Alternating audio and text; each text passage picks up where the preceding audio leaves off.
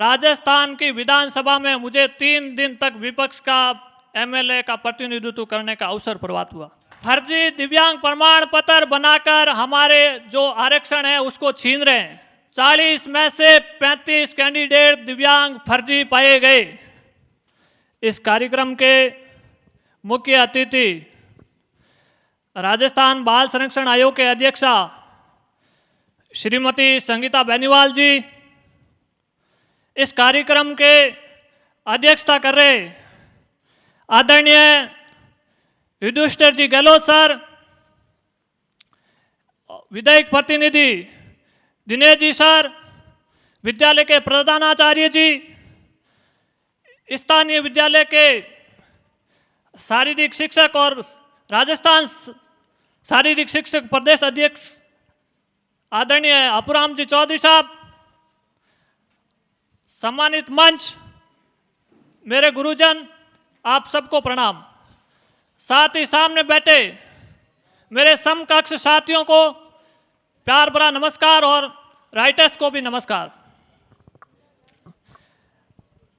आदरणीय संगीता जी बेनीवाल मैम का मैं हृदय की गहराइयों से आभार व्यक्त करना चाहूँगा।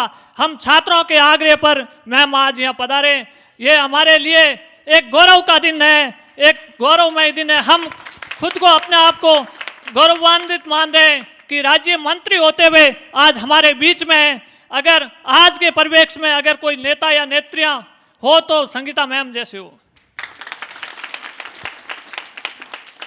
मैम, मैं इस विद्यालय में 2015 में आया था, लेकिन मेरा मन नहीं लगा और गांव वालों में जो गांव की जो सोच होती है, मेरे मम्मी ने दूर नहीं भेजा और कहा कि ये बेटा, अचानक मैं पहले बाय बर्थ ब्लाइंड नहीं था, मैं बाद में हुआ, तो उसके बाद मैंने 2 साल मेरी शिक्षा है वो ड्रॉप रही और फिर बाद में मैंने 2017 जुलाई में वापस एडमिशन लिया और जिन्होंने यहाँ मेरा एडमिशन करवाया आदरणीय ईश्वर जी जाकर साहब और जरूपाराम जी शाह का मैं हृदय की गहराइयों से, आज वो हमारे यहाँ उपस्थित नहीं है, फिर भी मैं उनका आभार व्यक्त करता हूँ जो जिस तरह मैंने मेरा नाम और मेरे परिवार का नाम जिस तरह आज तक हुआ है, इसके लिए मैं उनको हृदय की गहराइयों से धन्यवाद देता हूँ।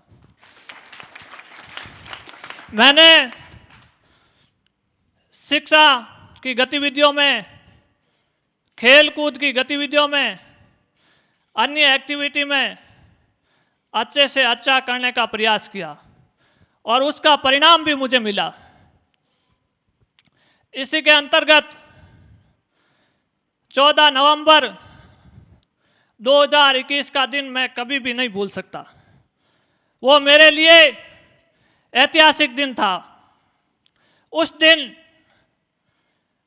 राजस्थान की विधानसभा में मुझे 3 दिन तक विपक्ष का एमएलए का प्रतिनिधित्व करने का अवसर प्राप्त हुआ।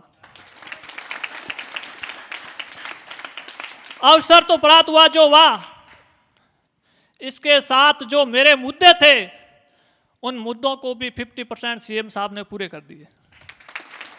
हमने मांग की थी विशेष शिक्षा के अधिक से अधिक संख्या में पद सृजित किए जाए। अभी हाल ही में जो रीट शिक्षक भर्ती चल रही है, कुछ दिनों के बाद परिणाम आने वाले, उसके अंदर 4,500 स्पेशल शिक्षकों की भर्ती की जा रही है, शिक्षकों की। इसके अलावा डिजिटल लाइब्रेरी की मांग थी, वो भी सीएम साहब ने घोषणा कर दी है। और एक प्रमुखता से मांग थी, वो मैम को भी मैं कहना चाहूँगा, बहुत गंभीर मुद्दा है। मैम, हमारे को राजस्थान सरकार 4% आरक्षण देती है। उस आरक्षण में कुछ लोग नाजायज फायदा उठाते हैं।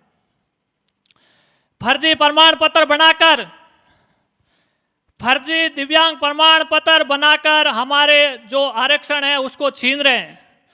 अभी आपका 31 मार्च 2023 का जो जयपुर का अखबार है दैनिक भास्कर, उसके अंदर देखिए आप, 40 में से 35 कैंडिडेट दिव्यांग फर्जी पाए गए और उनको जो कर्मचारी चयन आयोग है डॉक्टर हरिप्रसाद जी ने बाहर कर दिया उनको।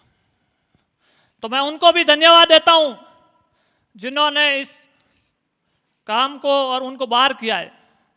और साथ ही इस विद्यालय के जो शिक्षकगण हैं उनके साथ कई यादें, कई रिश्ते, एक परिवार जैसा माहौल देखा हमने यहाँ पर। यहाँ के विद्यालय के साथियों ने मुझे भरपूर प्यार दिया और हमेशा हमेशा के लिए मेरा जहाँ कभी भी कुछ भी हो सहयोग किया। इसी के बदौलत मुझे एसएमसी का मेंबर भी बनने का 2 साल तक अवसर मिला। इसके साथ साथ छात्र संघ जो हमारे छात्रावास में हर वर्ष चुनाव होते हैं उसका भी अध्यक्ष बनने का मुझे अवसर प्राप्त हुआ। इन साथियों का सबका हृदय की गहराइयों से मैं आभार व्यक्त करता हूं। साथ ही आदरणीय गोवर्धन जी सर का मैं हृदय की गहराइयों से आभार व्यक्त करता हूं कि वो विधानसभा में मेरे साथ चले थे और कहीं भी कभी भी काम हो, चाहे विद्यालय के रिलेटिव हो चाहे बाहर हो, वो हमेशा तत्पश्चात तैयार रहते हैं। आदरणीय कपिल जी सर, रेखा मोइल मैम, राजाराम जी सर और आदरणीय रामचंद्र जी सर का तो कहना ही क्या, इनकी कोई इन्होंने जो कार्य किए वो काबिल तारीफ है, मैं गिना नहीं सकता। मैम आपको मैं अवगत करवाना चाहूँगा, सर यहाँ विद्यालय में तो सेवा देते जो देते ही है, इसके अलावा सर एक हॉस्टल चलाते हैं और उस हॉस्टल में अपने जेब से भी पैसे खर्च कर वो हॉस्टल चलाते हैं। भामाशाह का सहयोग मिलता है, कभी नहीं मिलता है, हर समय जरूरी नहीं है, फिर भी सर उस हॉस्टल को चला रहे हैं। हमारे जो यहाँ से पास आउट बच्चे होते हैं साथी हमारे, उनके लिए वहाँ रहने की सर व्यवस्था करते हैं। इसलिए सर का मैं बहुत बहुत हृदय से गहराइयों से आभार व्यक्त करता हूँ। सर आपका बहुत बहुत धन्यवाद। इन्हीं के साथ सभी साथियों का, सभी सूती लेखकों का, उनका भी हार्दिक अभिनंदन करता हूं मैं। और अधिक समय ना लेते हुए आदरणीय युधिष्ठिर जी सर का बहुत बहुत मैं धन्यवाद करता हूं कि इन्होंने खुद के विद्यालय में तो इन हमारे साथियों को जो सूती लेखक हैं उनको तो कहा जो कहा, इसके अलावा इन्होंने